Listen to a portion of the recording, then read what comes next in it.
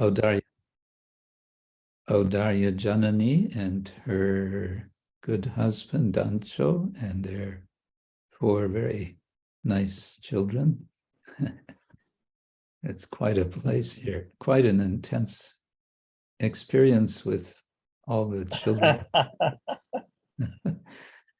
From age, let's see, age 3, I think,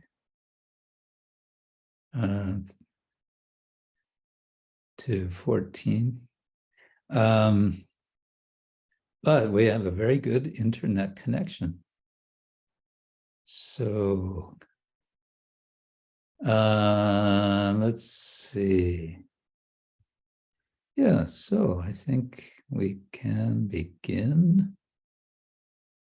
I think we can begin with our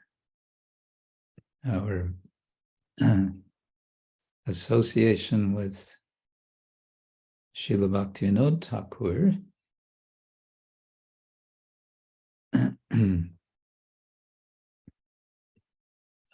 Let's see if we have Zoom. Yes. Okay. Right. Today it's continuing with Kalyana Kalpataru with the section called Ucchvasa. Ucchvasa Kirtan, Lila Kirtan, song number 1. So we had, let's see, we had Nama Kirtan and Guna Kirtan, excuse me, and now we have Lila Kirtan. It's interesting because in India, in Bengal, they will have performances which they will call Lila Kirtan, in which there's lots of speaking in between singing. And the speaking is telling some Lila and sometime, just giving a short portion of a Lila and then singing about that, expanding that through song, and then back to the katha, and then again kirtan. And that would be called Lila Kirtan nowadays. But here we have a short song from Bhaktivinoda Thakur that is, I don't know how many songs he has in this section, but this is, he calls it Lila Kirtan. Jibe Krpa, Kori, Goloker Hari, braja-bhava, prakasilo, bhava-rasajna, brndabana-jogya, jada-buddhi na hoilo.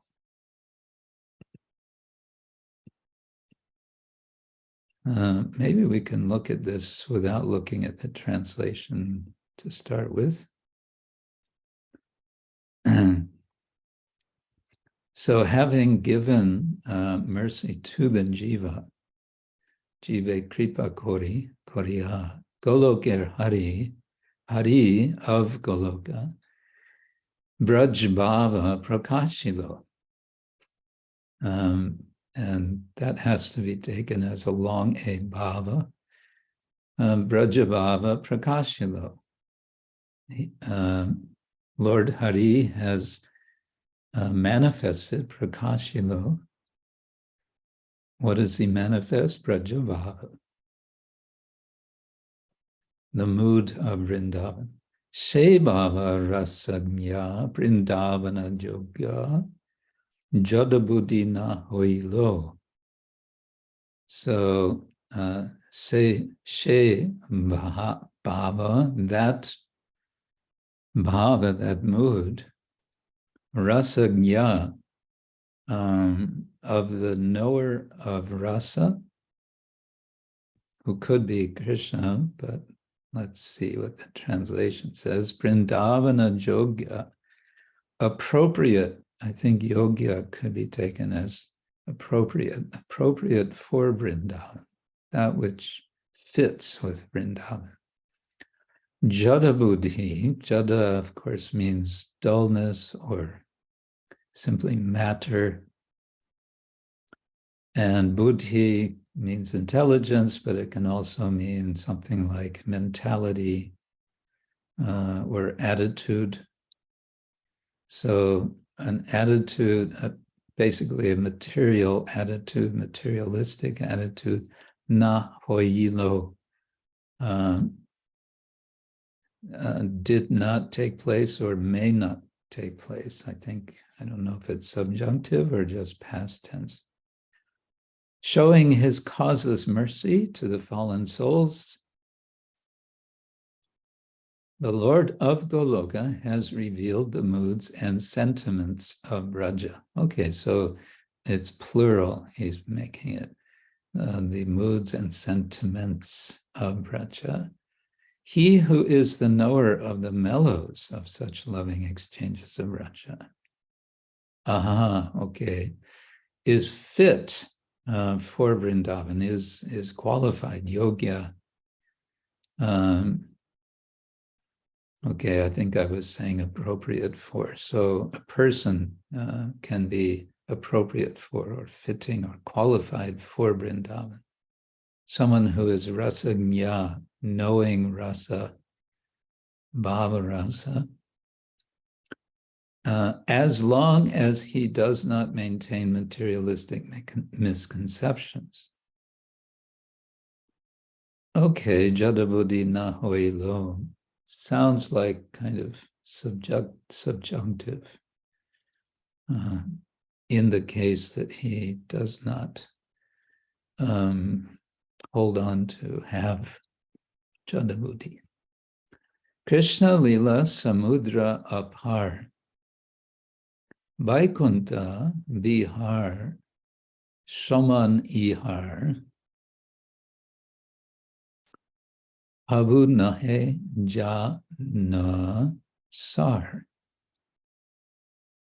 That's 3 lines. Krishna-lila-samudra apar. Krishna-lila, the ocean of Krishna-lila is apar, is without limit.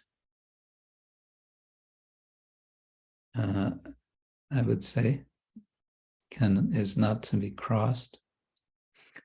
Baikuntha-bihar, the pastimes, the play of Vaikuntha, shaman-ihar, the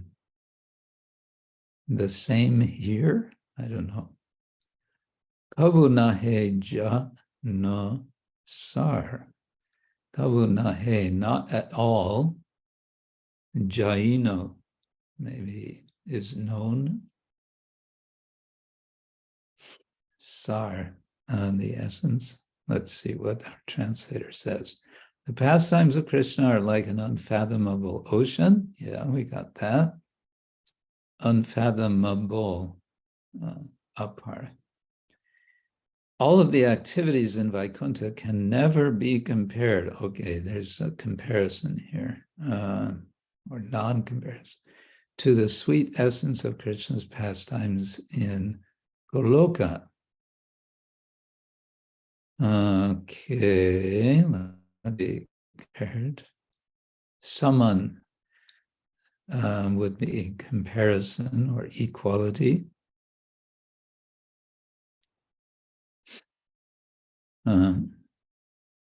Baikuntha-bihar, saman ihar. I don't know this ihar. Iha in Sanskrit means here. Maybe it's the Bengali possessive of he, here, so of here. Comparison with or of here. In this case, talking about Vrindavan. So, kabunahe jaino sar. The sweet essence, kabunahe ja. Nasar, job, something. Nasar. Okay. Krishna, Krishna akar nar, sarva-rasadhar, shingarir visheshata, baikuntha-sadhaka, shakye aparaka,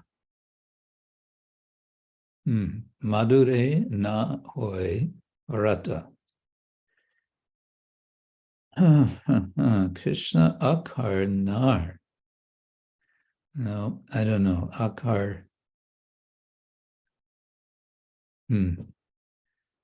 Have to guess. Sarva-rasadhar. All right. Krishna is the rasadhar. He is the carrier of all rasas. Shringar visheshata.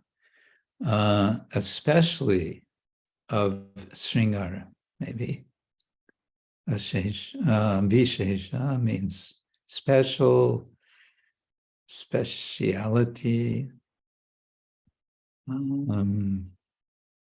specific can also be specifically of Shringar. Vaikuntha-sadhaka, sakye aparaka. Yeah, this aparaka. A maker of one who makes things unlimited. Sakye in friendship. But Vaikuntha-sadhaka, madhure na hoy rata. Okay, if I had to guess, which I have to guess before I read translation, someone who is a sadhaka in Vaikuntha can reach up to Sakya rasa, and so is not able to experience Madhurya rasa. Madhure nahoy rata, does not get the attachment of Madhurya. Okay, that's my wild guess. Krishna's pastimes in the form of a two-armed human being, okay, are the reservoir of all transcendental mellows, right? Sarva-rasadhar. Oh, akar nar, so nara, human, I guess.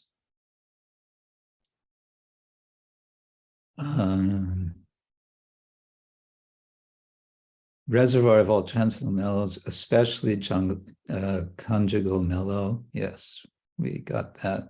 Shingara and Madhurya are sort of the same thing. The devotees who is following the rules and regulations of Vaikuntha develops only up to the mellow of fraternity. Okay, I guess that one pretty well. And is in comparison completely unable to taste rata, such sweetness as is found in the conjugal relationship. Okay, we pretty close. We didn't get the nara four forms, two-armed form. Braja-krishna-dhana, nabina-madana, aprakrita rasamvai, jive sohita, nitya-lilocita, krsna-guna-gana hoy. So the treasure of Krishna, the Krishna treasure in Braj, nabina-madana, is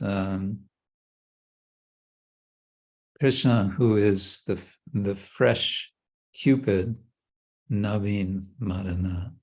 Aprakrita rasamoy is full of moya, the rasa, which is aprakrita, which is not mundane, which is not of matter.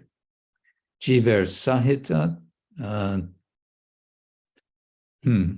sahita, I guess, just with the jiva, but not sure. Sahitya means literature, so Sahita.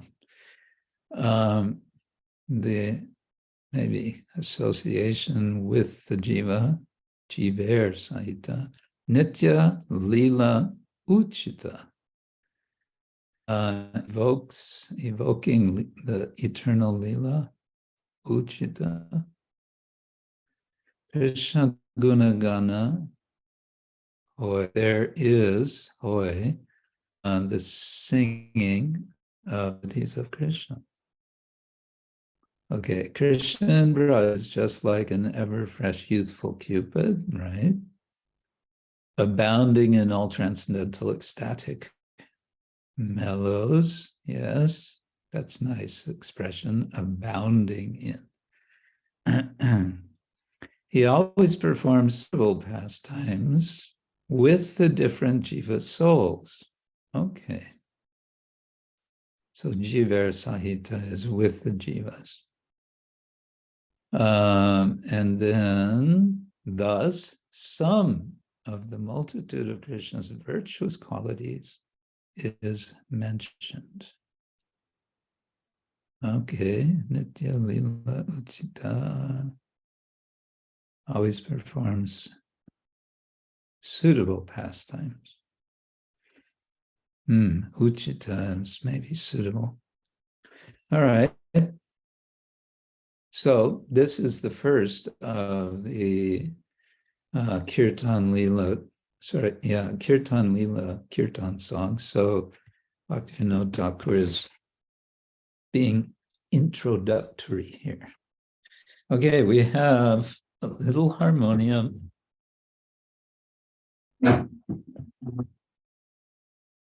Which has what I think is called the flute sound.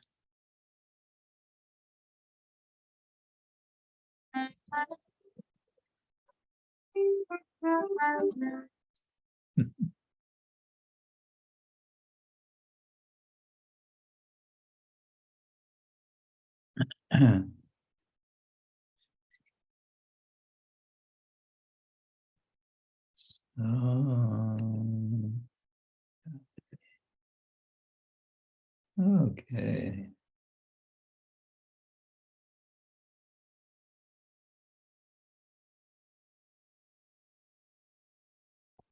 I'm trying to figure out how to do this.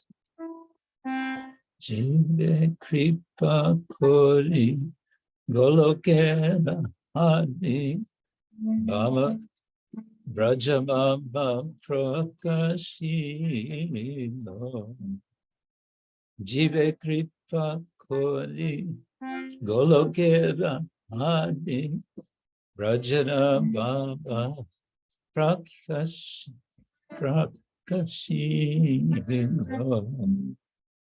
Se bhava-rasajna, brndabana-jogya, jada-buddhi na hoino. Se bhava-rasajna, brndabana-jogya, jada-buddhi na hoino. Oh, there's one thing. They don't. Yeah, let's do this. Original sound for musicians on. Maybe that helps to hear. Okay.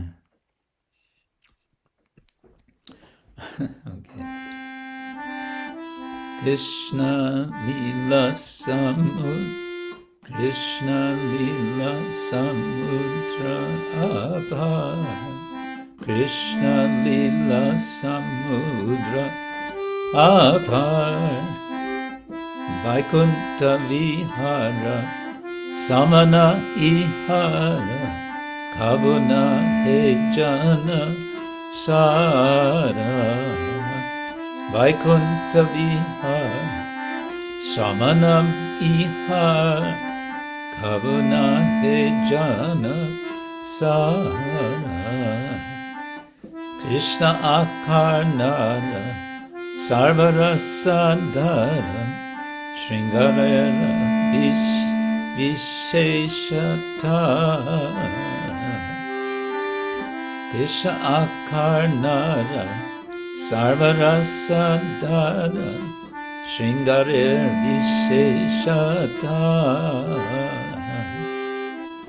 baikuntha-sadhaka sakya aparaka madurena hoya rata baikuntha-sadhaka sakya aparaka madurena hoya rata braja-krishna-dhana nabina-madana prakrita-rasamoya braja-krishna-dhana nabina-madana aprakrita-rasamoya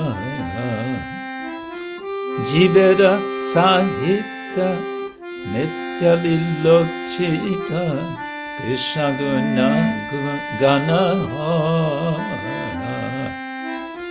jibe sahita nitya-lilocita krsna-guna-gana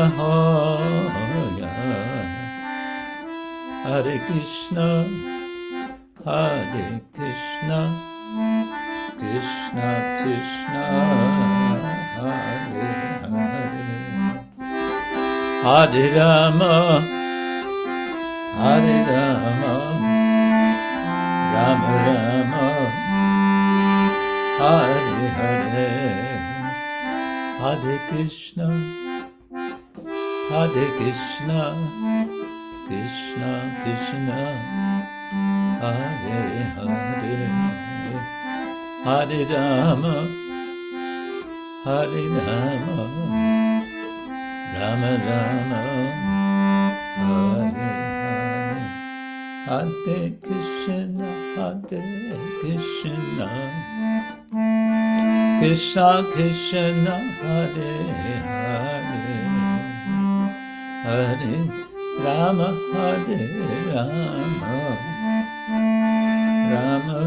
Rama Hare Hare Hare Krishna Krishna Krishna Hare Hare Hare Rama Hare Rama Rama Rama Hare Hare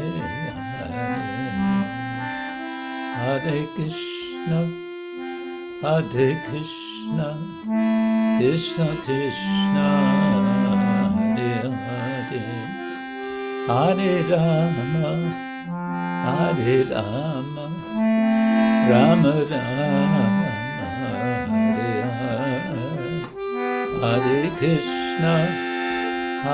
Krishna Krishna Krishna Hare Hare Hare Rama Rama Rama Hare Hare Hari Bol Hari Bol Hari Bol Go Hari Bol Nitya Go Hari Bol Hari Bol Hari Bol Go Hari Bol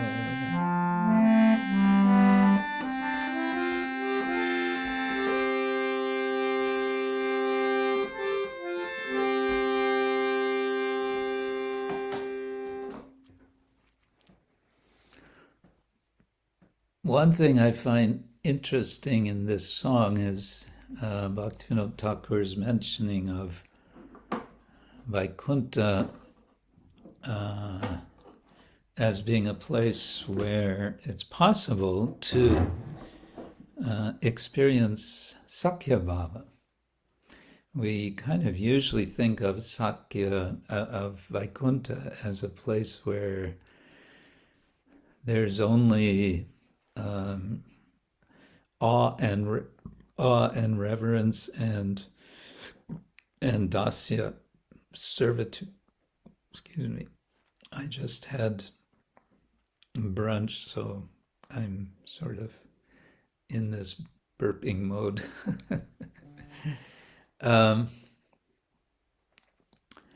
Yeah, I just find this interesting, and it would be interesting to see if this is expanded, whether Bhaktivinoda Thakur expands this or how this is understood. And who might be examples of this sort of relationship. We might, of course, start by thinking of Krishna and Arjuna as the sort of model relationship of friendship. And okay, that may be understood as a baikuntha-bhava. But what I also notice about this is there's no mention of vatsalya. There's no mention of the parent-child relationship. Whether that, I mean, we understand it's very much prominent in Vrindavan. So maybe Bhaktivinoda is assuming we understand that. Okay, presuming from this song, it would seem to be saying Vatsalya is not going to be available in Vaikuntha, and that makes sense. It is, and because he mentions Madhurya, Madhurya is, you can say, on the top of the scale, so he seems to be including Vatsalya as a mood appropriate or available or existing in Braja, in Vrindavan. It's a quite short song, and it's also perhaps we'd have to see, somebody would have to research how many of Bhaktivinoda Thakur's songs include a banita. Banita is a kind of signature that comes usually at the end or very near the end of a song, where the author is identifying himself or herself and sometimes a little bit making a play on words with their own name, and usually highlighting that they are in a mood which is somehow described in the song, or it is that mood which they experience. But in this case, Bhaktivinoda Thakur is not mentioning himself. And another interesting thing we remember from the previous song and so many songs, where we saw this sense of being, of the author being dina, being very lowly and wretched, and kind of, we spoke about hopeless case, feeling hope against hope. Here, he's not at all speaking about himself in any sort of individual or personal sense. He's focusing directly on the subject of, on Krishna and the possibility of, the opportunity of Krishna-lila, which is there for the jivas. So it's a different, seems like a bit different flavor. We'll see what comes up in the next Lila Kirtan. As I said, I don't know how many Lila Kirtan songs are in this series. There seem to be different numbers. Yeah. That's about what I've notice from the song. Does anyone else, any of you, want to make any comments, reflections about this song or part of it? Anything strike you?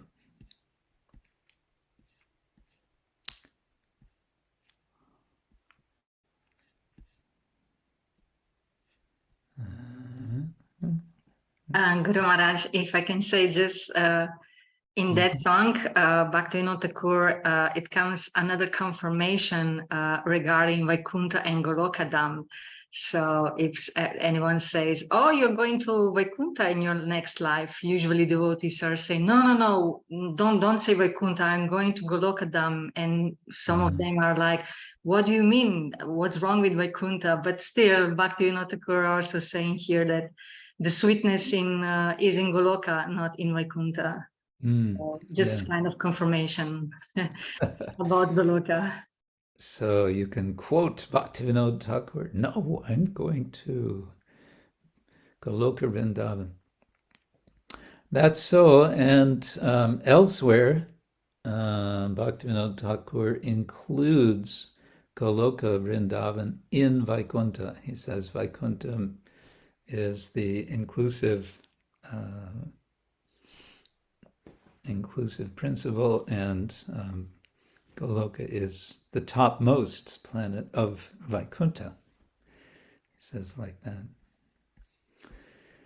Yeah, good. Thank you. Dear Lalita, you have a hand up. Yes, very much.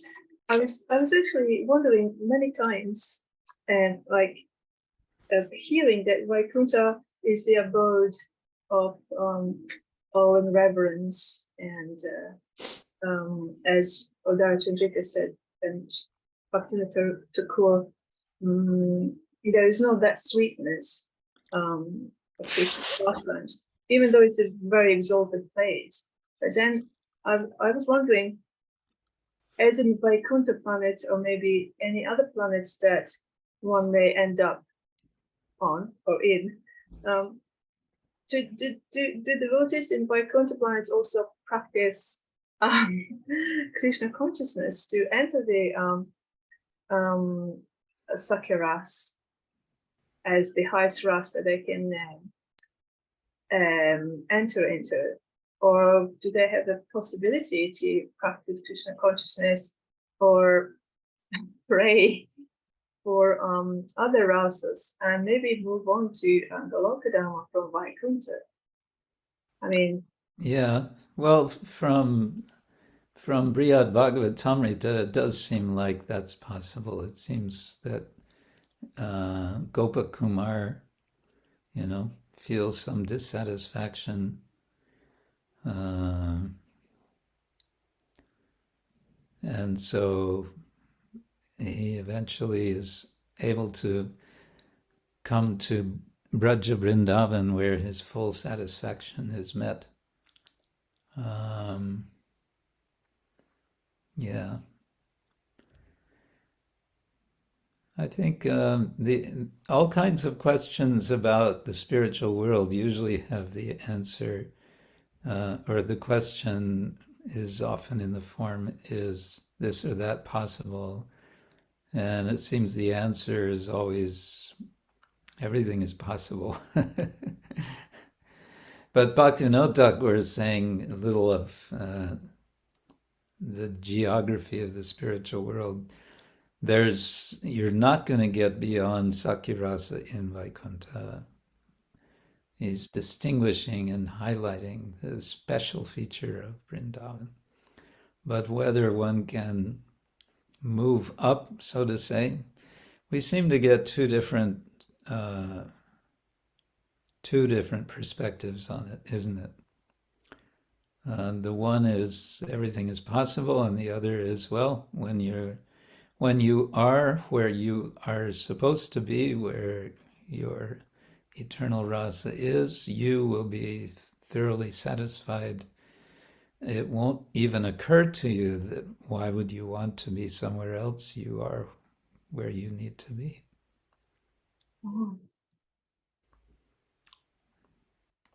That's very It's subtle. not like in Vaikuntha. There, I don't know how that works. Are there rumors of the existence of Vrindavan in Vaikuntha? And if so, you'd think if there was knowledge of Vaikuntha, of Vrindavan, that those in Vaikuntha would want to go there. But they may feel instead like, oh, it's very nice, no doubt, but I'm fully satisfied where I am in my service here. I would, this could be one of the big debates going on in Vaikuntha.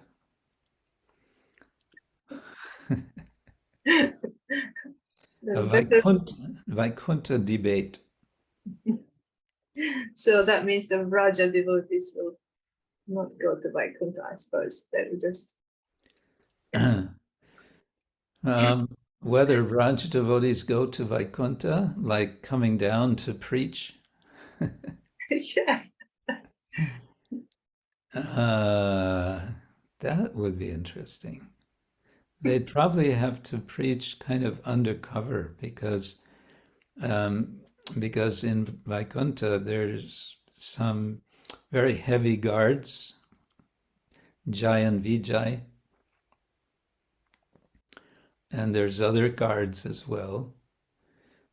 So they might have to be very careful. They may have to disguise themselves. Mm-hmm. They might have to disguise themselves. Alas, just see how much I'm speculating. And we've only just started. Thank you so much very much for this reflection and knowledge. Well, It was much better after this your answer. okay. All right. From Bhaktivinoda Thakura. All right. So then, what news? What's the news? Yeah. Welcome all of you again. Again, as I mentioned before, I'm now in Austria, south of about 1 hour south of Vienna, and the weather here has been really cold and rainy and windy. Which was a surprise because I came from Poland, which is further north, and there it was becoming very nice.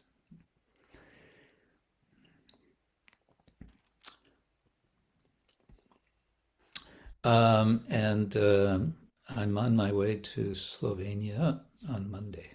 That's the plan. And Tade, I saw him before. Tade, are you there? He's maybe busy. Maharaj, I am here. Oh, there you are. Are you coming to pick me up on Monday? Yes, I come. Good. I will write you that you say when is the right time to come. Well, yeah, if you can come by around 10 o'clock in the morning, I think that would be good. Okay. Then I will be there in 10. And Uddhava Mitra Prabhu will be with me. Say again? And Uddhava Mitra will be with me. Oh. We come together. Oh, okay, good. All right. Thank you. Thank you. Any show and tell today? We should maybe ask Daksha Kanya Mataji in Argentina to give us a cooking lesson. I saw her sometime before. There she is. Yes. Daksha Kanya. Hare Krishna Mataji. Buenos dias. Someday you're going to give us a cooking lesson?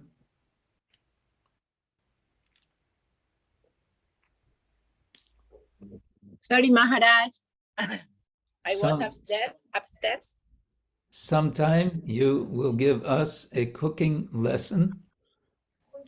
Yes, yes, absolutely. Yeah. Jai. I have a book for you, the new book, when you write. A new book? Yes, I will see second you. cookbook. Yes, I will see you in Nrsimha Chaturdasi. Oh. I am going to Germany. Oh, okay. Nice. See you there. Yes, thank you. Jai. And what else? Who else? There's something. Guru Maharaj. Yeah. We have a visit of Mataji's visited Dubai. Oh. Jada-buddhi, they came to Dubai, so we are very fortunate to have them. I was wondering, are you in Hong Kong or are they in Dubai? In Dubai. Okay. No, I'm here in Hong Kong. Oh, you are in Hong Kong. Okay.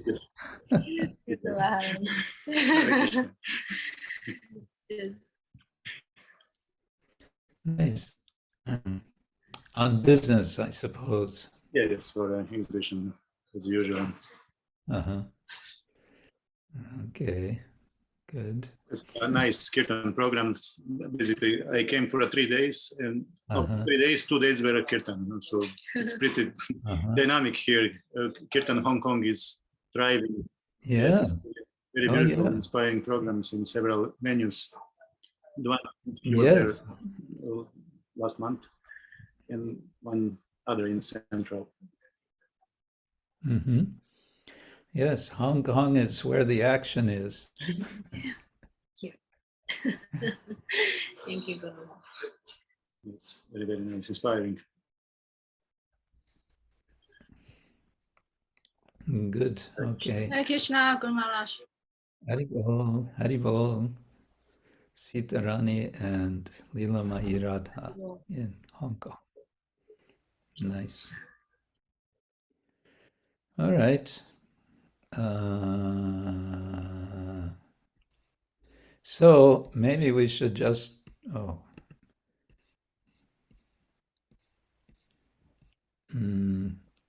yes, so this question came up also as I got this WhatsApp message.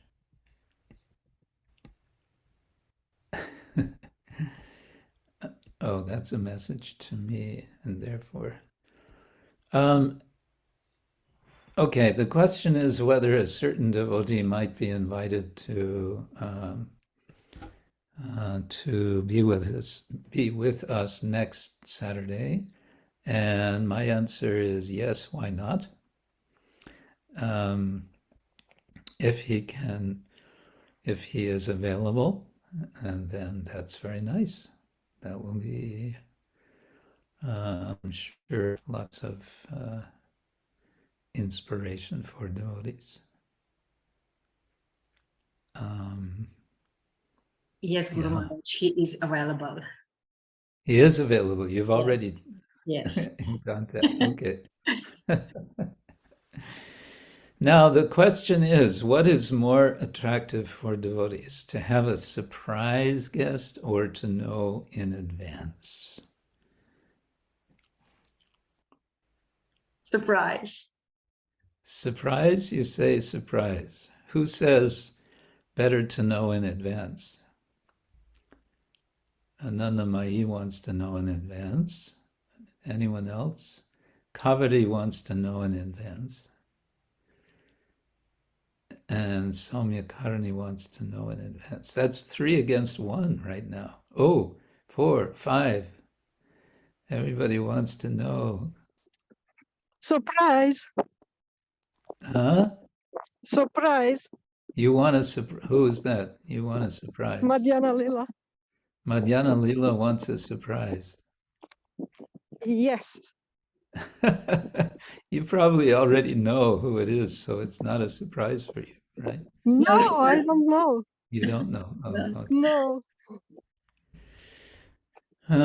Well, now I'm in a quandary. What to do? Some of you want a surprise, and some of you don't want a surprise. Guru Maharaj,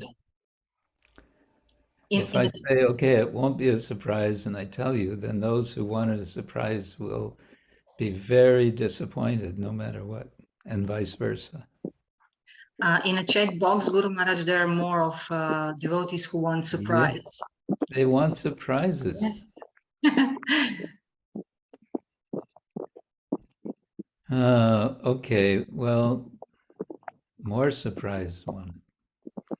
Okay. I think it's kind of even. Oh, Sitarani says surprise times 3. Now it's all surprises coming. Those of you who don't want surprise, you better make your case pretty strongly, because it looks like surprises are going to win. I think surprises are winning. Vrindavan, he's making propaganda. Are you no, making... but like if there is a more anticipation, you know, the more people are gonna come, right? Well, maybe.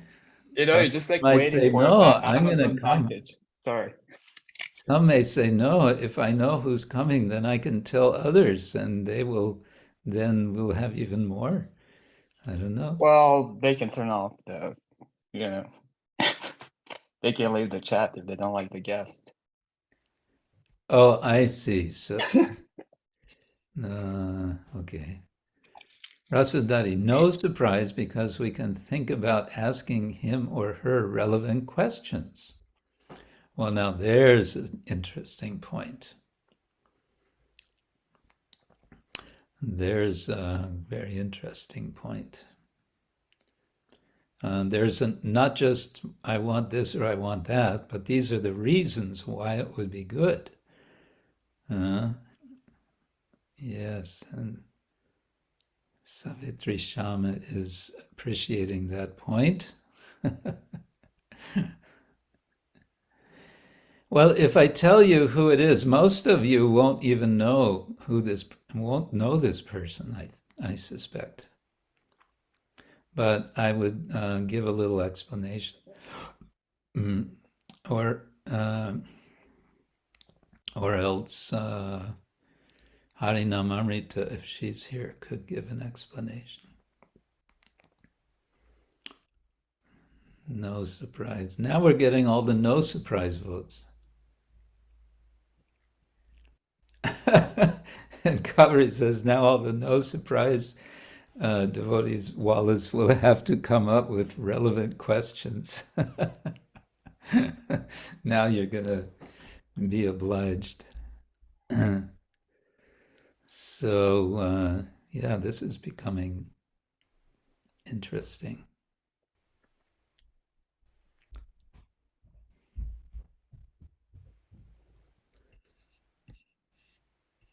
Well, we've had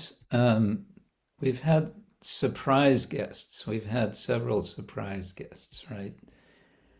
So maybe it's time to turn in the other direction for a change. Maybe it's time to surprise everyone with a non-surprise. How would that be? Some of you are shaking your heads. Some of you are, look at this. This is, we're artificially dividing the community of devotees over an issue, which is, anyway, so the person that we want to invite for next week, his name is Dhruva. Is it Dhruva Maharaj or just Dhruva Das? I'm not sure. Just Dhruva. Dhruva, he's a devotee who is a great enthusiast of Nrsimha worship, and he's traveled a lot in India. He visiting Nrsimha temples. He's probably the most Nrsimha temple visited devotee in our movement. He has put together quite impressive large format book. Some of you may have seen, of very high quality photos of the deities of many of these temples that he has visited. And he's continuing his research. I guess that's something we will hear about when he is with us next Saturday. So yeah, the idea is that we discuss with him about Nrsimha worship, Nrsimha deities, Nrsimha katha, since this is leading up to Nrsimha Chaturdasi, and in this way we can get into the mood for worshiping Nrsimhadev on his appearance day. All of us being ready and waiting when the Lord appears, bursting through the pillar of the portico of Lord Indra's palace. Okay, now all of you who were wanting to be surprised, my apologies, my sincere apologies to you.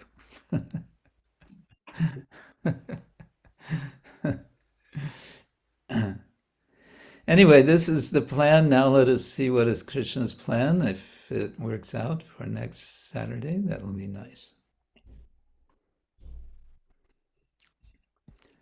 Okay, on that note, what do we want to do now? Do we want to continue with questions from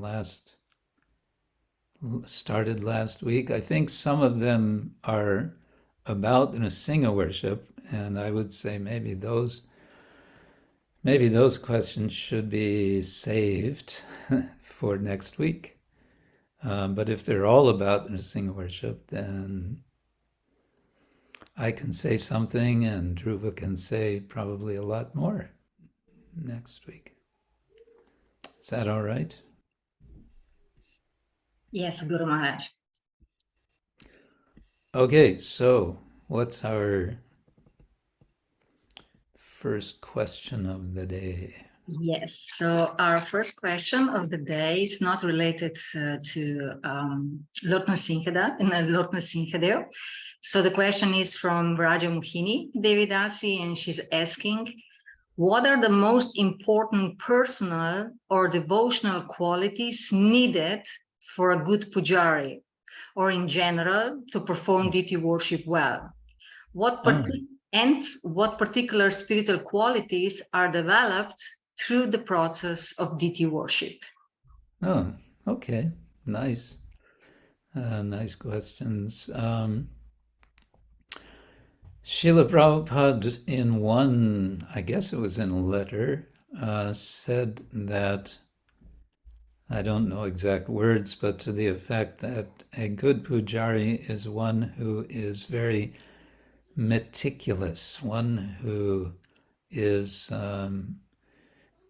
taking care of details, is looking after all the different aspects of the worship in a careful way. And we might relate that to two specific values that Srila Prabhupada had for temple worship in particular, and that was cleanliness and punctuality. Being, he said once, revolutionary clean, and being punctual. Now, the punctuality point for home worship doesn't really apply, because unless one makes it one standard, one could decide, okay, I'm going to be very strict with my regulation of deity worship, or maybe strict with certain functions. So every day, no matter what, I'm going to perform an evening arti at 7 o'clock. So no matter what happens, that's what we're going to do. That one can decide, but it's, according to Hari Bhakti-Vilasa, it's a matter of setting one's standards for the home, and then following those, whatever standards they are. And for most people, home worship is most probably not going to be all that strict with regard to punctuality, for various reasons, especially if there are children.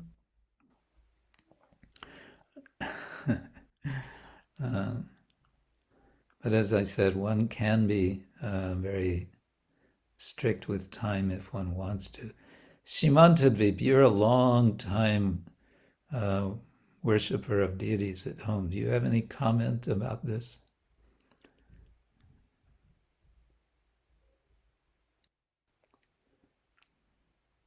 You have to unmute yourself. Yes. Hare Krishna. Haribo.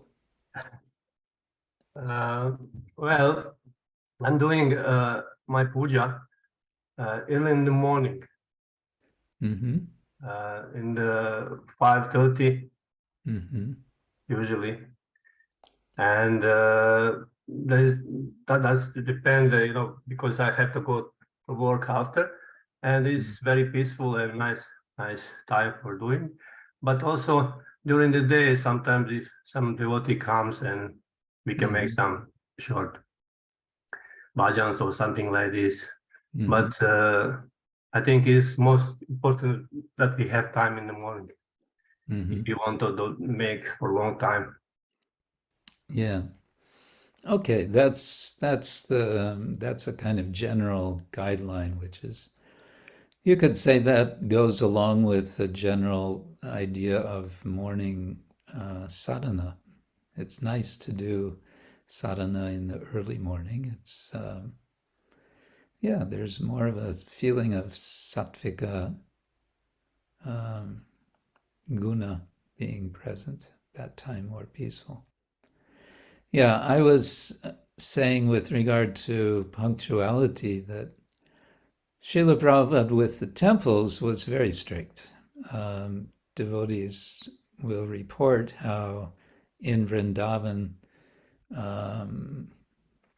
before the time of the deity greeting at 7:15, I don't remember, or maybe 7:15, Prabhupada would stand there, he would be looking at his watch. He wanted it to be like clockwork.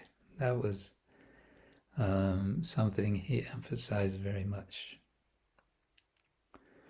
But to the qualities of the being meticulous, being careful, being attentive to details. But I think there's another quality which is important, which is not spoken about much. And that is, for a good pujari is a good priest. And a priest is a via media, is a person who facilitates others to connect with the Lord. That's, I would say, a kind of general principle of religions. When there are priests in the religion, whatever they may be called, that they have some mediating function. Which is why some religions reject the idea of having priests, because they say to have a medium between me and God, no thank you. I want to have my direct connection. But the whole setup of deity worship is such that it's inviting for all sorts of people to come and have darshan, we say, to have connection with the Lord. And I think something less understood by many of our devotees or temples in ISKCON, more understood in India in some degree, in a kind of superficial way mostly, but the priest is a medium for connecting a devotee with the Lord. And therefore, a really good pujari, a good pujari is a good priest, and a good priest is a good preacher. A preacher in the sense of being able to host visitors and inspire visitors and encourage visitors to connect themselves with the Lord. And that can be done in so many ways by the devotee. So then I think part of the question was what can one learn as a pujari? What sort of lessons? When I think back to when I was first learning worship, deity worship in Schloss Reddershof. Oh, which reminds me, I have a nice little story to tell after this about Prabhupada I read. Ashtarata Prabhu was he was the head pujari, and he was my mentor in deity worship. And he was really good as a mentor because he made it attractive to engage in worship, and he conveyed a mood which was quite serious,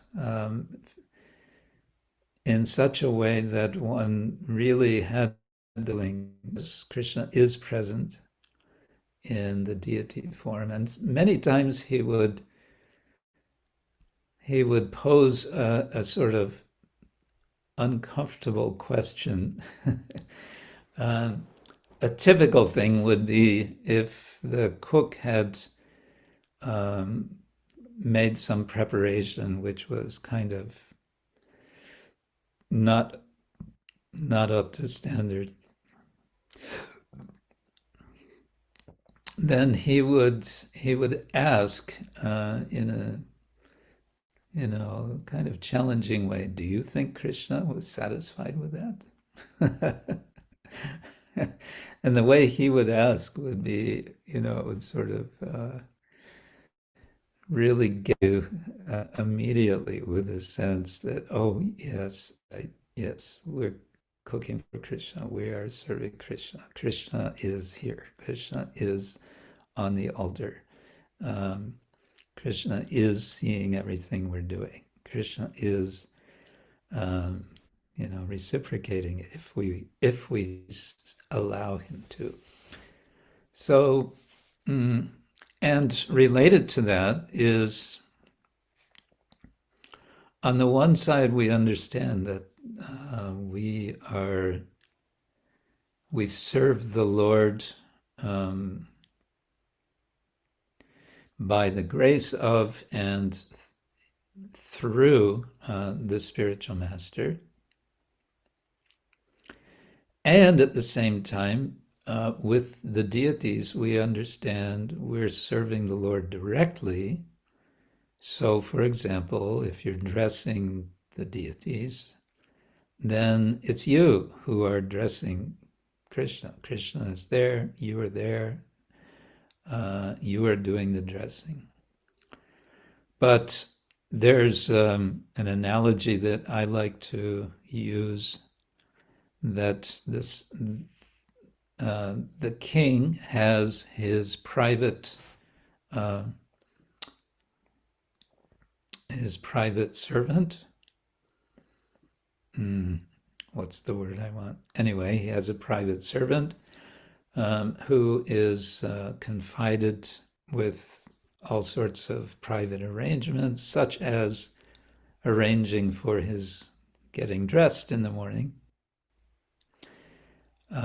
And it could be that this private servant has a trainee, has an assistant, and the king allows that assistant to do some services directly. Why? Because the senior servant is there, is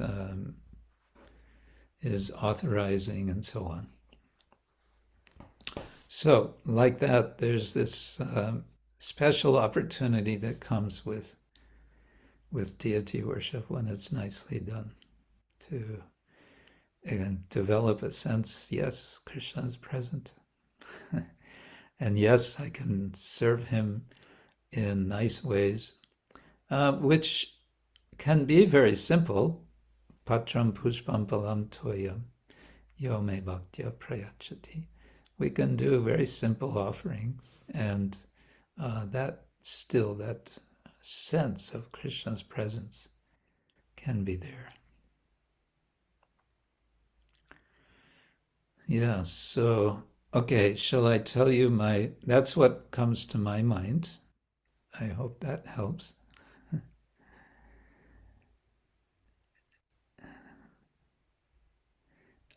Yeah, page is one word. There's another word I can't think of. It starts with a V. Anyway.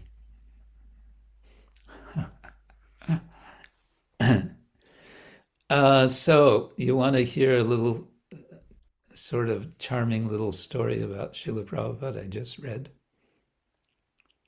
No? You don't want to hear? Yes, Guru Maharaj. Okay.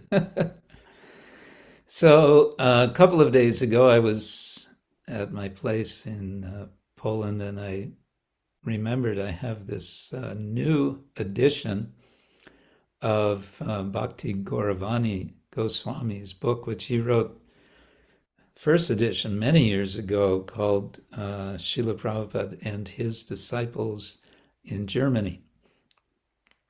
There's a new edition that he published, I don't know, more recently, and it's a much, I would say, larger edition. It has lots of photos, many photos.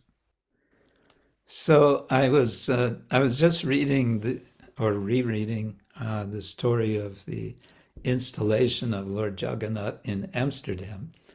As some of you may know, this was kind of a fiasco of things not being properly prepared, and Srila Prabhupada showing visible anger at things not being prepared. I think at one point he called it a farce. It was sort of one space out after another. I was not there personally. I was almost there, and then I wasn't. But hearing about it later from Ashtarata Prabhu, who was also helping with the installation. So, yeah, Prabhupada had been, really quite angry, and he had not hidden it from the television camera, which was there. The public television was there to film the whole thing. And that didn't divert Srila Prabhupada. He let it be known how he felt. But then when it was all over, or soon after, or before it was over, he was not angry. He said, okay, let's have the installation, and it happened, and there was kirtan, and there was a feast, and Srila Prabhupada left. Devotees took him in a car to where he was staying. As he was getting in the car, he said, like, what about prasadam?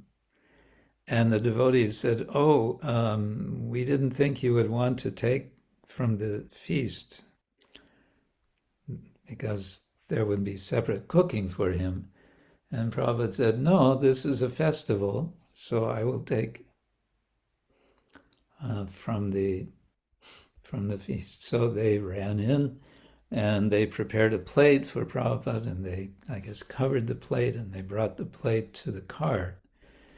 And I guess they put the plate on the back seat, and I guess one devotee was not holding it, because as they're driving back and they're in the Amsterdam traffic, and it was kind of stop and go traffic, and sometimes a very sudden stop.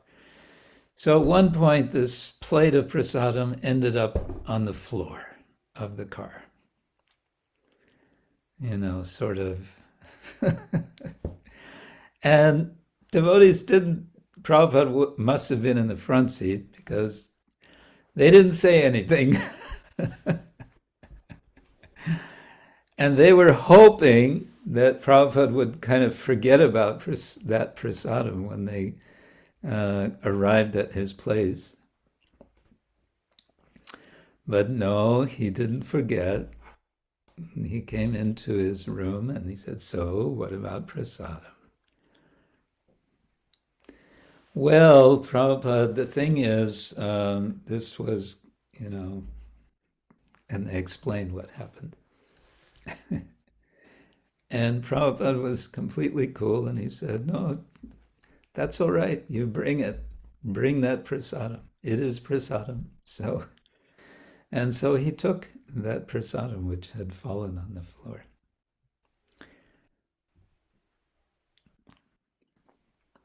And then after that, this is mentioned in the book, after that, devotees who were serving him saw Prabhupada was lying on, I guess he was lying on his bed, on his back, and he was he had lifted up his legs, and he had folded his hands around his knees, if you get the idea. So he's like rolled himself up kind of like a ball, and he's like holding his knees like this, and he's on his back, and he was rocking back and forth, and he was chanting Hari Bol, Hari Bol, Hari Bol, Hari Bol.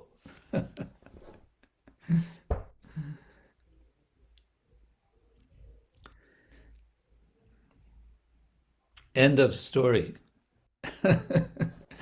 Okay. Hari Bol, Hari Bol. Thank you, Guru Maharaj, for sharing this story. I cannot imagine how was this for the devotees when they noticed that prasadam fall on the floor. I mean, I don't know how I would react, but yeah. Yeah. And then he went ahead and took it. yeah. Okay, next question. Yes, next question is from Raja Mohini as well. Can you talk about the relationship between deity worship and Lord Chaitanya's Sankirtan mission? Oh, yeah, well, okay, one way to talk about that is how Srila Bhaktisiddhanta Thakur explains. I believe Bhaktisiddhanta Thakur is the first to use this terminology of Bhagavata Marga and Pancharatrika Marga. And what he's saying is there's a complementarity. So Pancharatrika Marga is emphasizing the rules, the vidhi, from which we have the word vaidhi in Vaidhi Bhakti or Vaidhi Sadhana Bhakti or Vaidhi Bhakti Sadhana. Vidhi means rules in this context. So Pancharatra is very much about rules, and it's very much oriented to deity worship, because Pancharatra philosophically is about how the Lord makes himself available to us in the material world. How the Lord makes himself available and how we can approach the Lord in this material world. That's, in a nutshell, what is Pancharatra. You could also say Pancharatra is Sattvika Tantra, where the word Tantra pretty much just means method. It's a method of worshiping the Lord. And it's Sattvika as opposed to, Rajasika or Tamasika Tantra, where Raja and Tama, they're usually associated, at least from our perspective, with the worship of Shakti, of Devi, in the mundane form, Durga, Kali, etc. And it's involved with the various forms, ways, practices of the Vama Marga, the left-handed activities of doing things which are explicitly and intentionally opposed to what is normally considered to be dharma. So intoxication, illicit sex, meat eating, I don't know if they talk about gambling. These are rejected by the devotees, but the tantrikas embrace them with the logic that to transcend the notions of good and bad, of good and evil, of any dualism of this sort, one must agree to engage in abominable activities, and possibly to do so in abominable places, such as in a place of the cremation ground and so on. So Sattvika Tantra. Okay, so that's Pancharatra. And Bhagavata Marga, Bhaktisiddhanta Thakur explains, is about the engaging essentially in Shravanam Kirtanam. So there are 9 processes, and of these 9, the first 2 are Shravanam and Kirtanam. And basically that's Bhagavata Marga. And the Kirtanam aspect is about the worship of the Lord by prachara, by preaching, by mission, by expanding, by as we now say, by outreach.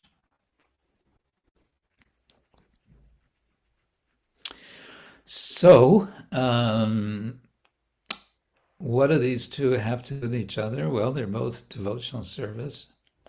Actually, an interesting way of looking at this, maybe I'll take this as an opportunity to share something else I just read about Hanuman. Hanuman is celebrated for his service attitude toward Lord Rama. And specifically, Dasyan, he's identified with the mission of Rama. And he is also seen as a duta, as a messenger. So it's explained, this may be a combination of Valmiki Ramayana and Tulsidas Ramcharitamanas. I'm not sure of the sources, but when Hanuman first meets Rama in the forest, Rama and Lakshmana are wandering, they're searching for Sita, and Hanuman is sent to meet Rama by Sugriva to see who he is and what he wants. And so he disguises himself as an ascetic, and he comes before Rama. And of course, he's Hanuman, so he can speak very nice Sanskrit.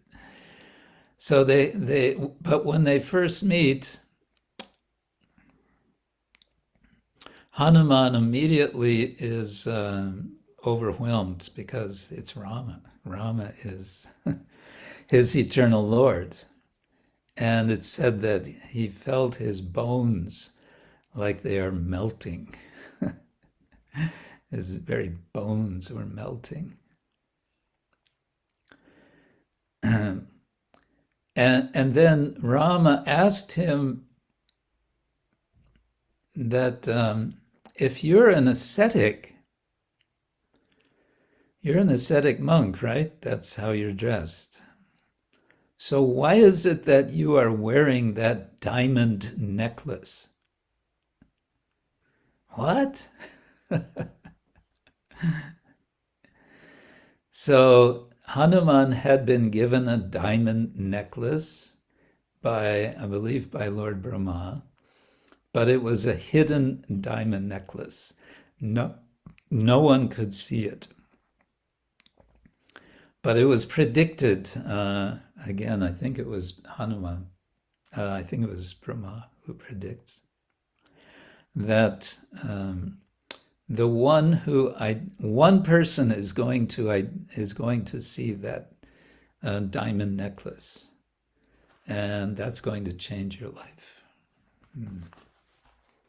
So then he understands, oh, this is my Lord.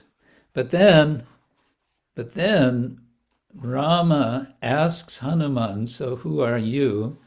And he says, I am a servant of Sugriva. That was a mistake for him to say that. And he immediately understood he had made a mistake. In what sense a mistake? Because who is Hanuman? He's the eternal servant of Rama. And he's saying, I'm the servant of Sugriva. So Rama does not say anything, but he takes a step back when Hanuman tells him, I am the servant of Sugriva. Rama takes a step back, and immediately Hanuman understands, oh, I just made a big mistake by saying this. But over time, Hanuman proves himself to be indeed very much in the mood of being Lord Rama's servant.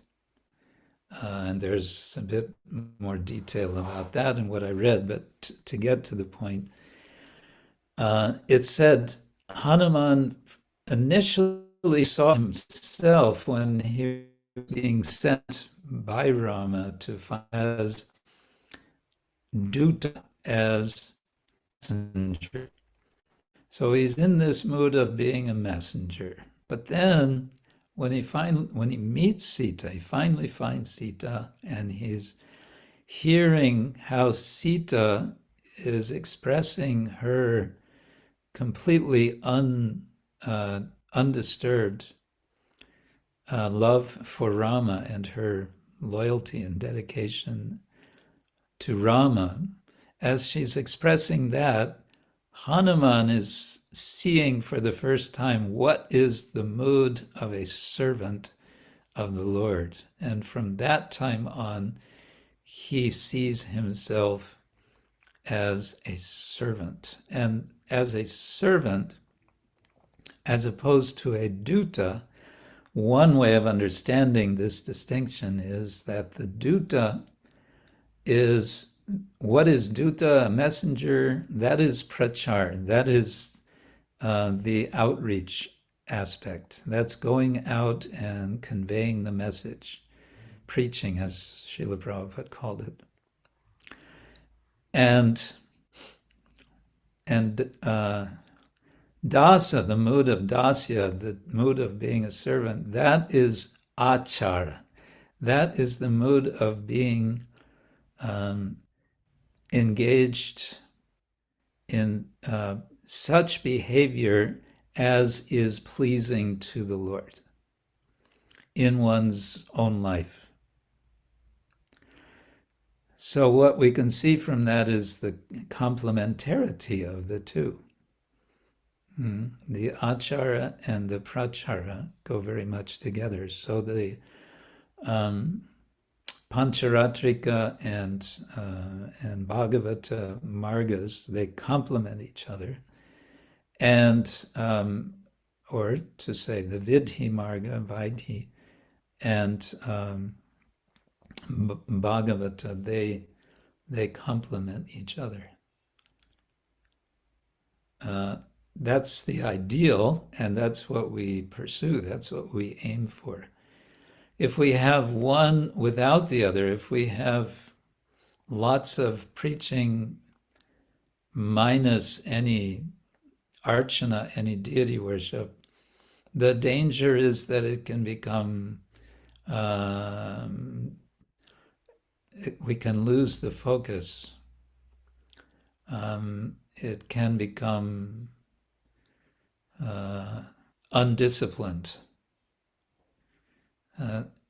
So the deity worship, and Jive Goswami, I believe, says like this also, no need for another distinction. You can say the emphasis in Bhagavata Marga is on the activity of chanting the holy name.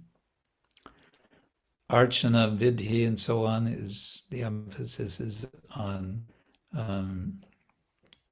Archana, Vandana, and so on. So that's a few points. I hope that helps. Yes, thank you, Guru Maharaj. Very nice points, like Rasadadi Prabhu also said in the chat. And I will ask his question. He would like to know. He has his hand raised. Should he ask it? Oh, sure. One thing, Guru Maharaj, if I didn't understand something, what was wrong in Hanuman's answer? I mean, he said that he's servant of Krishna, of Rama. Well, at that point, okay, you could say like that, but at that stage, and in that context, it was kind of more like, I'm Sugriva's servant, I'm not your servant. Oh, okay. I'm because at that point there was not yet a relationship between Sugriva and Rama. that was yet to be established, right? Thank you. Thank you. Mm.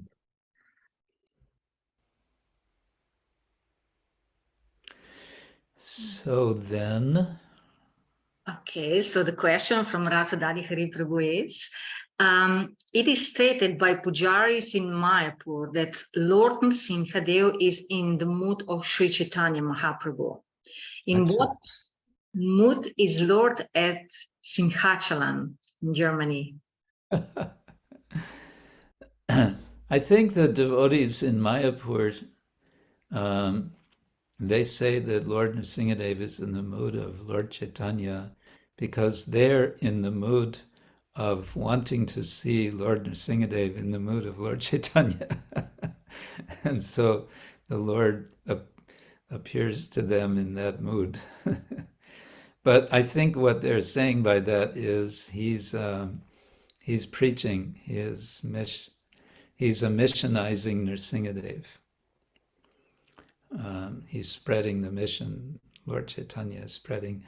And I don't know what context they were saying it in, but we understand Lord Chaitanya is Mahavaranyavatar, he is most merciful. So I'm guessing they're saying, well, even though he appears so ferocious,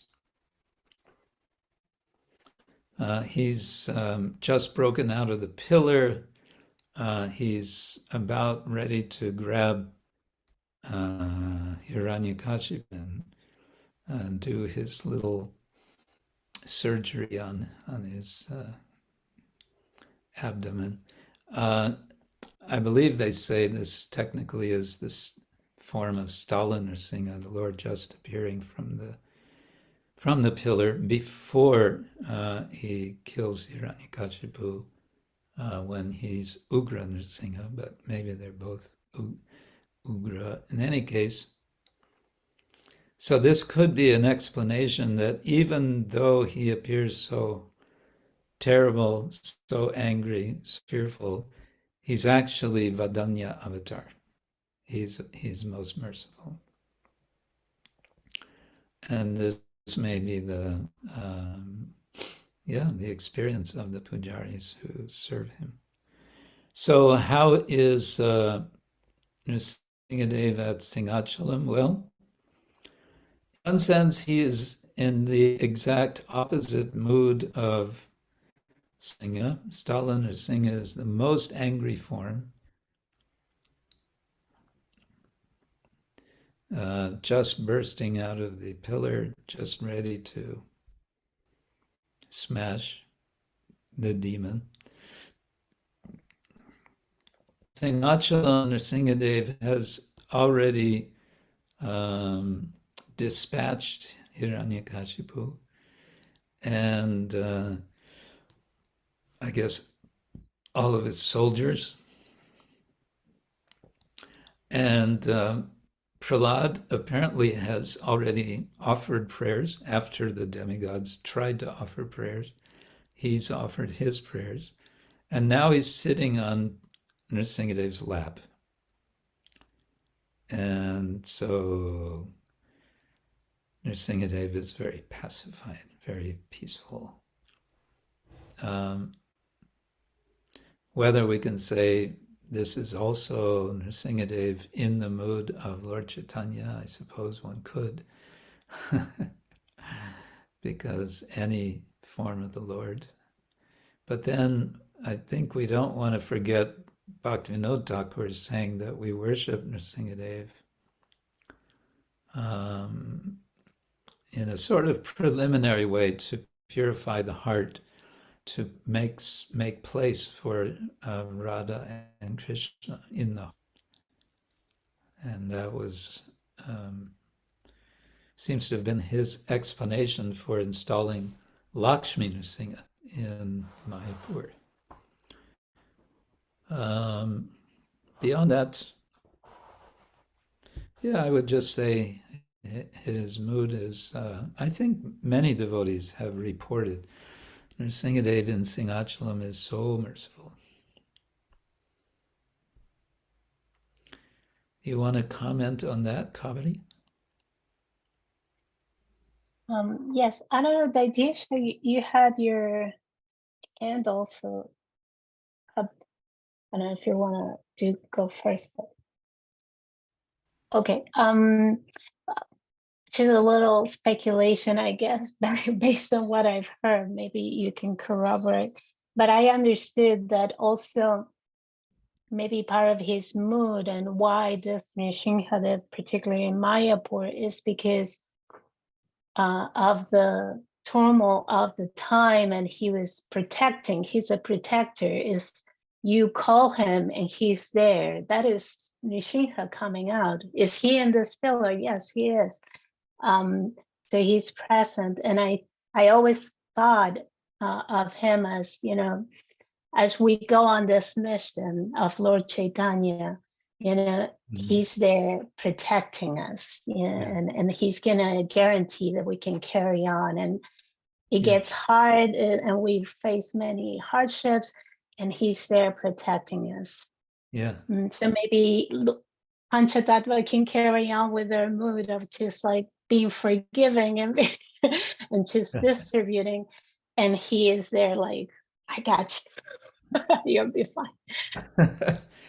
It's like they say in America, he has your back. Exactly, yes. At least that's how I always, when I go visit, I see them, and I feel them too. There's this expression, having your back. If you have someone who is a good friend, let's say you have a good friend who's also, you know, a very good martial artist who could, you know, put somebody flat on the floor in 3 seconds or something. If they would attack you, that friend of yours would be there and they would protect you. So we, in English, I don't know if they use in the UK, but in America, yeah, he has my back. It means I'm protected by this person. If any trouble comes, this person is going to protect me.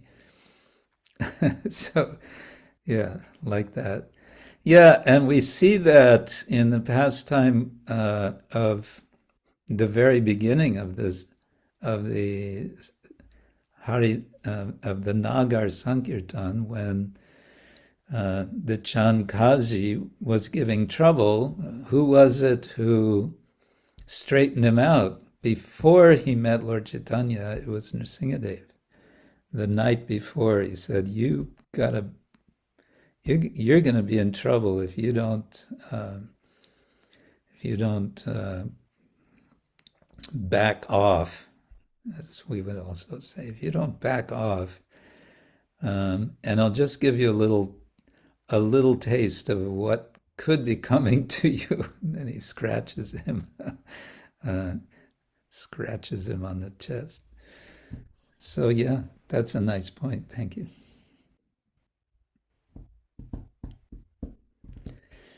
Right. Okay. Okay, so since we were also in German farm, here's the question from Bhaktin Esther from Valtura. She's asking, as a former worshipper of Sri Sri Prahlad Nrsimhadeva, is there a way I could ask you to share something of your inspiration of your worship of Lord Nrsimhadeva from that time? Thank you. Well, okay. I don't really have any sort of dramatic, Leela stories to tell, because, I don't know, Nrsimhadeva was always very, maybe we can say, very business-like with me. Sort of, okay, you're here, good, do your service.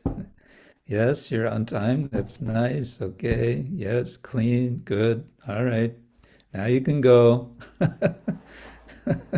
I think that was pretty much the mood. Let's see, what can I say? I guess I always had this feeling of his being very peaceful and also very, the deity of Nrsimhadeva is physically very heavy. He's a solid granite stone.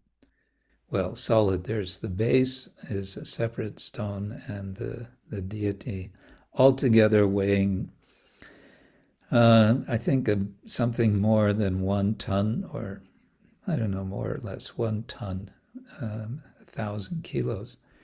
Quite heavy. We had to make some special bit of civil engineering preparation for his installation to make sure the floor would not collapse under him. And so he's heavy, and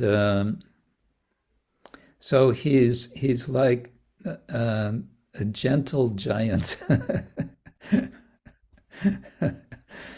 He's a gentle giant.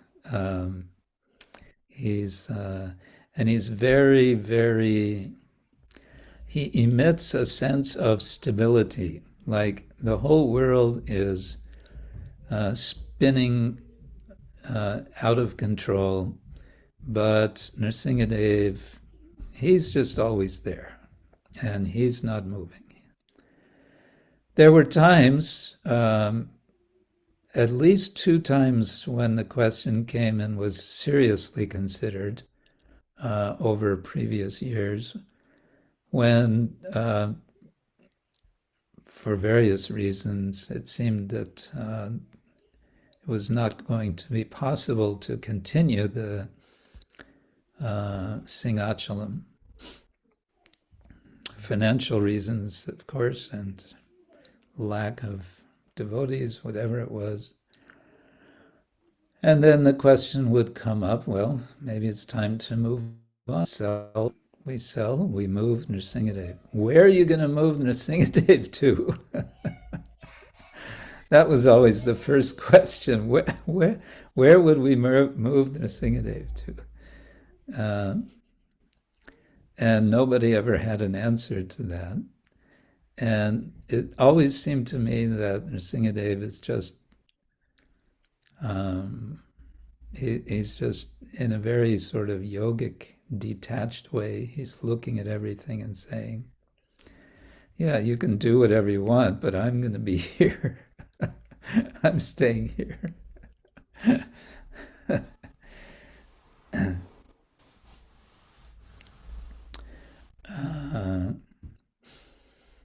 So, yeah, that's pretty much what I would say on that. I felt very honored, very blessed that I was given that service. The idea came to install Nrsimhadeva soon after we acquired this farm.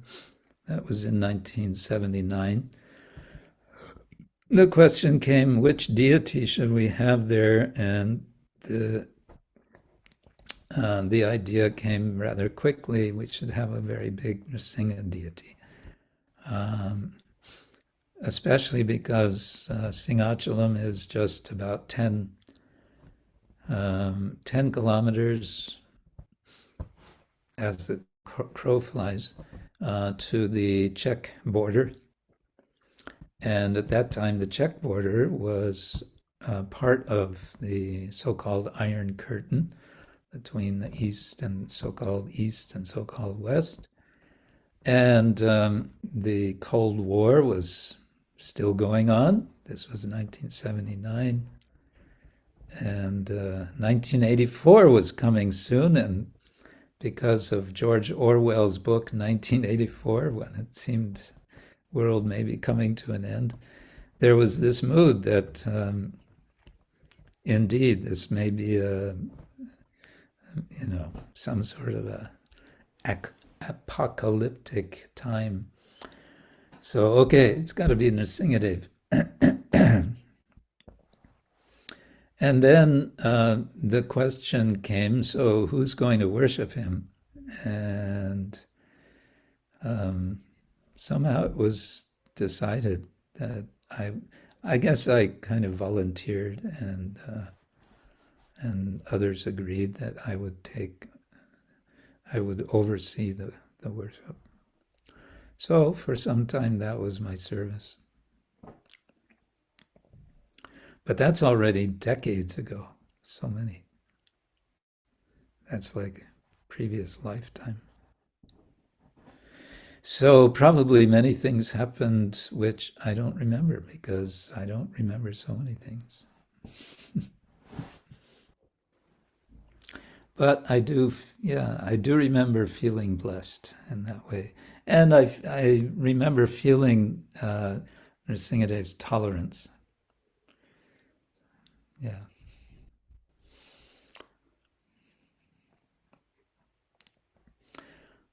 Okay. It looks like Surya Kunda, and is that Malatimala and Goramitra? Whoops. Yes, Guru Maharaj, Bhaktin Sandra and Goramitra. Are you all on your way to sadhanashram? No, we are from the garden center to prepare plants for the sadhana.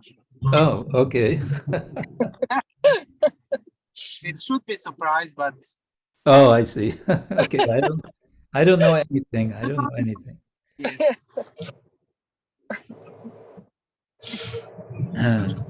Okay.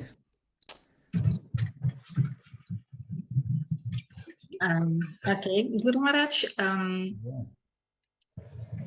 we have few more time, so we have maybe two, depend on the time, two practical question regarding deity worship. Maipur Lila, Mataji, she's asking, in the Arati, there is an offering of lamps according to the numbers 4, 2, 3, and 7 to worship various parts of the deity. What do these numbers mean, and why is in this way of offering lamps used? Well, now we start to go into the I don't know series, because I was never able to find out an explanation of that. 4, 2, 3, 7. Some things in Shastra, they will just say, this is what you do, and they won't explain it. So where it comes from, in general, I suspect a certain amount of cross-fertilization between Vaishnava Tantra and, possibly Shaiva Tantra, possibly even Shakta Tantra, because that's kind of how these things go in the history of religion. And so whether one could find an answer to that in some other tradition than Vaishnava tradition, I don't know. Or whether it's buried somewhere in some Pancharatrika text. Why 2, why 3, why 7? Yeah.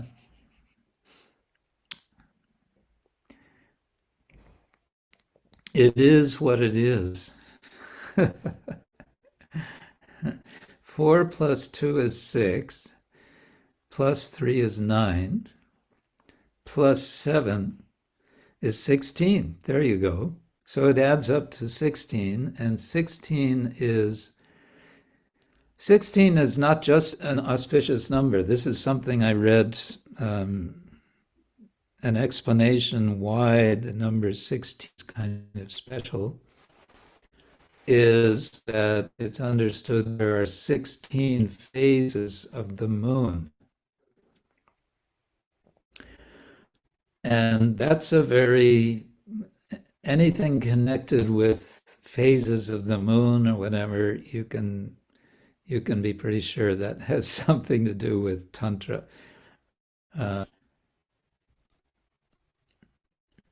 you can sort of go on asking,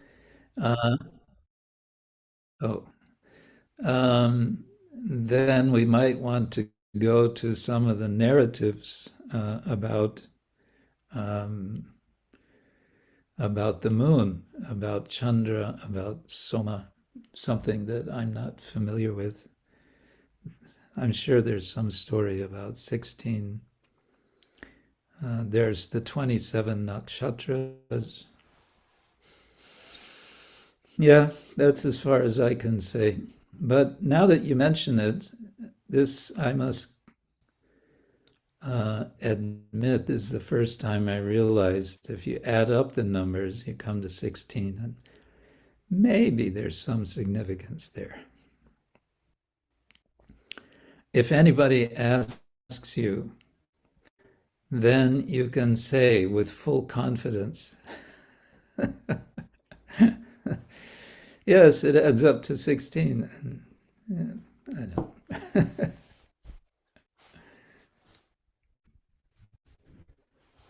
Is that it? Yes, thank you. Thank you so much, Guru Maharaj. This was really a question which we get asked many times, especially in Pujari department. Why those numbers? Yes, true. Guru Maharaj, now it's like 4 minutes till the end. Can we do one more question, or is this? Yeah. Yes. Okay, it's again a practical. Maybe we.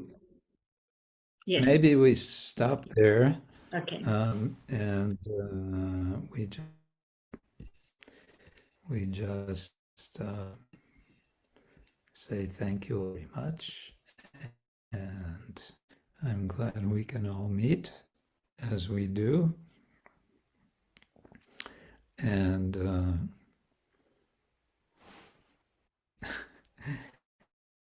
it's funny, so on Zoom, you see devotees doing all different sorts of things, living in a car. And now Malati Mala has just gotten out of her car and she's, I don't know, doing something. But it's interesting because you see different devotees doing different things. You know, usually we're sitting in a room together and one person speaking and everyone else is listening, and you know, it's a very controlled sort of atmosphere. But the Zoom, it's also controlled, but in a different sort of way. And it's kind of interesting how this different medium works. So in any case, yeah, we got a bit of Daksha Kanya's kitchen activity going on there. Sometimes others of you are cooking. I think it's nice also. It's like, why do we have to be so traditional and always? We've all learned multitasking. I think since we have these various devices, we've all learned different types of multitasking. And maybe that's okay. Although they say they do research on multitasking and they say you actually can't, it's not efficient as we would like it to be. I read some report like that. But we all have busy lives. Good. Thank you all very much. Thank you, and have a good week and a good rest of the weekend. And we'll see you next week. And next week, Krishna willing, we'll have our non-secret guest, Dhruva Prabhu. And you're all going to have nice, brilliant Nrsimha questions for him. And we'll all get in the mood for Nrsimha Chaturdasi. Okay, sound good? Jai Srila Prabhupada ki jai, Ananta Koti Vaishnava Vrinda ki jai, Jai Gaur Premanande. Maharaj ki jai. Thank you so much. All glory to Samuel devotees. Thank you. Greetings from Vrindavan. Govardhan ki jai. Jai, go Mata ki jai. Govardhan ki jai. All glory to Samuel devotees. Hare Krishna.